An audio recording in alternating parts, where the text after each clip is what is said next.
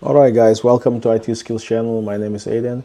In today's video, we're going to take a look at how to publish our retention label. You can see over here in the last two videos, we created retention label for file plan label for this one called VAT returns and supporting document. We also created credit card receipts. We haven't published this label as part of the creation part, so we're not going to try to publish them.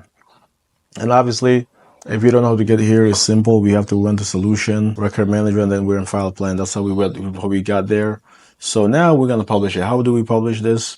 We're gonna check the label we wanna publish, and then we have an option over here. You can see this one is apply to apply. This one is publish label. So that's what you wanna choose to publish the label. So as simple as that.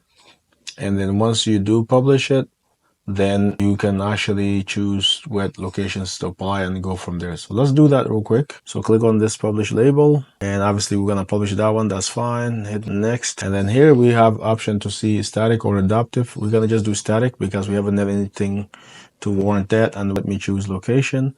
We have options to back up your usual suspect, and so we just want to focus on OneDrive, Exchange, or SharePoint and Exchange.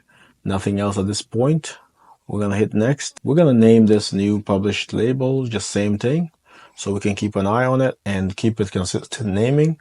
And the description, we're going to put something so people can see this. And this is for 3 years period. We're going to do next and submit. The label is published.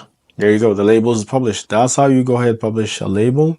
So now we're going to publish, once we publish a label, we can also try to do something called automatic retention labels. So how to auto apply the label. So once you publish a label, you probably want to automatically apply the label or auto apply the label. And there's a couple of ways you can do that. And we can do that in the next video because I want to make sure this is segmented as much as possible. So you guys only watch what you need to watch. Until next time, guys, you have a good rest of the day. Peace.